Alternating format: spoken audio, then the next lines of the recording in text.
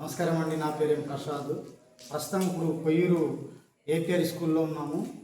APR స్కూల్లో study చాలా బాగానే ఉంది. క్లాస్ రూమ్లు అయితే చాలా చక్కగా ఉన్నాయి. అయితే పిల్లలు ఉండేటువంటి హాస్టల్ రూమ్, ఈ హాస్టల్ రూమ్ చూసినప్పుడు చూడండి, వర్షం వస్తే ఇప్పుడు ఎలా ఉందో ఈ దారుణ రూమ్, ఇది ఇంత దారుణంగా పైన నుండి వర్షం చినుకులు పడడము ఇంత దారుణంగా ఉంది. దీనికి పట్టించుకునేటువంటి నాదులు కరువైపోయారు. ఇది చూడండి, శిథిల వ్యవస్థలో ఉన్నటువంటి హాస్టల్ గోడలు ఉన్నాయి. ఈ రూములు లోపల వెళ్ళిపోతుంది. ఈ వాటర్ అంతా కూడా పెద్ద వర్షం వస్తే చూడండి, ఈ గోడలంతా పగిలిపోయి ఉన్నాయి. ఇది ఎప్పుడు పడుతుందో తెలియని పరిస్థితి. పైన కూడా గోడలు అలాగే ఉంది. మరి అటువంటి పరిస్థితుల్లో పిల్లలు భయ ఆందోళనతోటి ఇక్కడ మరి ఈ హాస్టల్లో ఉంటున్నారు. చూడండి, ఇంత బూరలతో ఇంత దారుణం దరిద్రమైనటువంటి పరిస్థితుల్లో ఇక్కడ పిల్లలు హాస్టల్ రూమ్లో పడుకునేటువంటి పరిస్థితి. ఈ డోర్స్ కూడా లేవండి పాపం. చూడండి, ఈ డోర్లు కూడా వెలికి లేకపోవడం అనేది చాలా దారుణము. అలాగే వీరు పడుకునేటువంటి స్థలాలు వాటరు పైన కారిపోతూ ఉన్నాయి. దీనికి మరి చాలా ఏళ్ళుగా మరి చెప్తూనే ఉన్నారంట అధికారులకు, ఉపాధ్యాయులు. ఎవరు పట్టించుకునేటువంటి పరిస్థితి లేదు.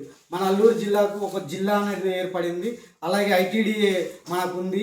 అయినప్పటికీ కూడాను ఒక రెసిడెన్షియల్ స్కూల్ అంటే ఏపీఆర్ అనేటువంటి ఈ స్కూల్లో ఇంత దారుణంగా ఉంది. ఇక్కడ ఉన్నటువంటి కోట్లాది రూపాయలు ఖర్చు పెడుతున్నాం అనేటువంటి చెప్తున్నటువంటి ప్రభుత్వాలు ఎన్నో చూసాము.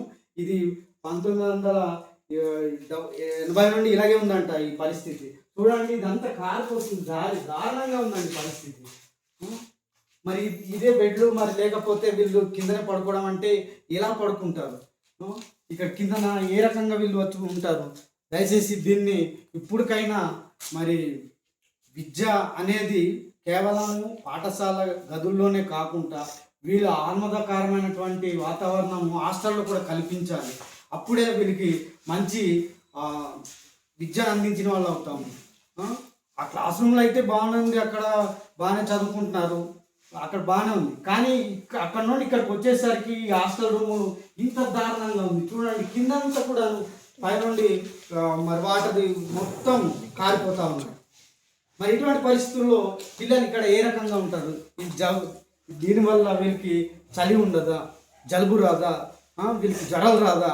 ఇటువంటి దానికి ఎవరు పట్టించుకునేటువంటి పరిస్థితి లేకపోవడం దారుణం అండి. మరి చూడండి, ఇంత దయనీయ స్థితిలో ఉంది. చూడండి, ఇది హాస్టల్ రూమ్ అండి. ఇది చూడండి, ఈ వరండంతా కూడా ఇంత దారుణంగా పరిస్థితి ఉంది.